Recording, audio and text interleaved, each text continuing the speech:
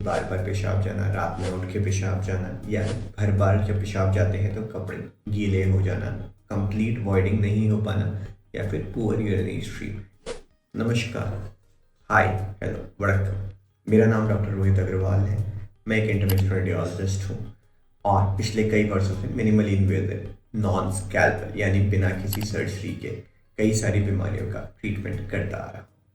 आज हम बात करेंगे बिनाइन प्रोस्टेटिक हाइपरट्रॉफी के बारे में, जो कि मर्दों में होने वाली बहुत ही कॉमन समस्या है। समस्याओं में मुख्य तौर पे जो होती हैं वो होती है कि भाई बार बार पेशाब जाना, रात में उठ के पेशाब जाना, या हर बार जब पेशाब जाते हैं तो कपड़े गीले हो जाना, कंप्लीट वॉइडिंग नहीं हो पाना, या फिर पुअर यूरिनरी हिस्ट्री। इस पर पूरा एक वीडियो बना हुआ है, आप चाहें तो जाके देख सकते हैं। अगर इन समस्याओं से आप या आपके किसी जानने वाले पीड़ित हैं तो आप अकेले नहीं।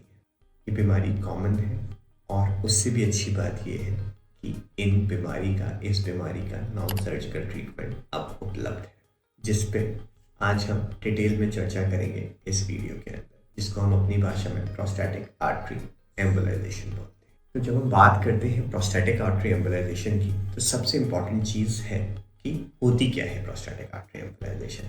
प्रोस्टैटिक आर्टरी एम्बोलाइजेशन के अंदर हम एक छोटा सा चीरा लगाते हैं अपनी हथेली के ऊपर, जिसके अंदर हम रेडियल आर्टरी को पंचर करते हैं। 1 से 2 मिलीमीटर का छेद होता है और उसके थ्रू पतले पतले तार, जिसको हम अपनी भाषा में माइक्रो कैथेटर बोलते हैं, या आप ऐसे मान लीजिए कि करीब 1 मिलीमीटर का पतला सा तार जो है आपकी नसों के अंदर जाता है और बिल्कुल आराम से आर्टरीज के थ्रू प्रोस्टेट के अंदर पहुंच जाता है। और प्रोस्टेट की जो ब्लड सप्लाई होती है उसे हम माइक्रोमीटर के जो पार्टिकल्स होते हैं उसकी मदद से बंद कर देते हैं। एंड धीरे धीरे करके जो प्रोस्टेट है, जो एनलार्ज्ड है, वो सिकुड़ना शुरू हो जाता है और उस पर जो कंप्रेशन दे रहा था वो यूरेथ्रा के ऊपर, उससे रिलीफ मिल जाता है और हमें अपने सिम्टम से संपूर्ण तौर से आराम मिलना शुरू हो जाता है। बट बात यहाँ ख़त्म नहीं होती। इम्पॉर्टेंट ये है कि क्यों चूज करना है प्रोस्टैटिक आर्टरी एम्बोलाइजेशन। जब आप कंपेयर करते हैं प्रोस्टैटिक आर्टरी एम्बोलाइजेशन को विद ट्रेडिशनल ट्रीटमेंट्स, तो पहली चीज़ जो सामने आती है कि भाई मेडिकेशंस। तो मेडिकेशंस के अंदर 5 अल्फा रिडक्टेज, अल्फा ब्लॉकर्स, ये सारी मेडिकेशंस कॉमनली प्रिस्क्राइब की जाती हैं बीपीएस के अंदर।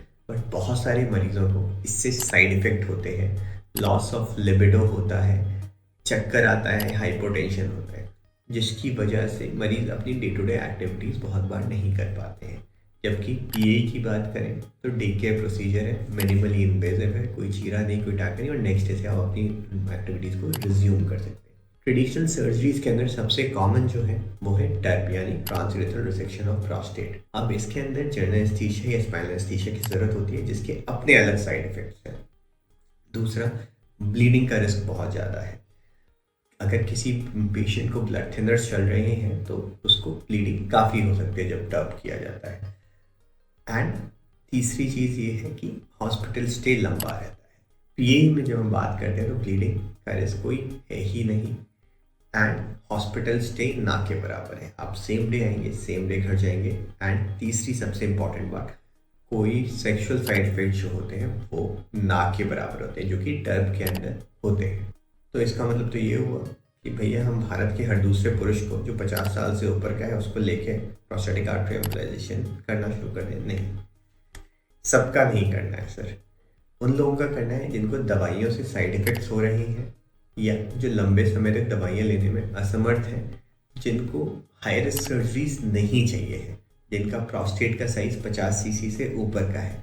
ये वो पॉपुलेशन है जो कि प्रोस्टैटिक आर्टरी एम्बोलाइजेशन से सबसे ज़्यादा बेनिफिट होगी।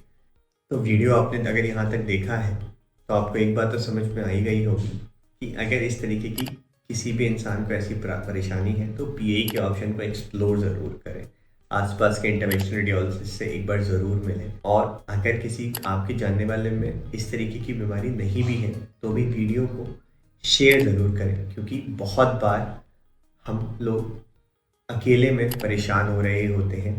तो इन वीडियोस की मदद से हम उन सभी लोगों की मदद कर सकते हैं जो बीपीएस से पीड़ित हैं या जिनके जानने वाले बीपीएस से पीड़ित हैं, और उनकी मदद करके एक सही ट्रीटमेंट को चुनने में उनकी सहायता कर सकते हैं। चैनल को लाइक और सब्सक्राइब करना ना भूलें। धन्यवाद।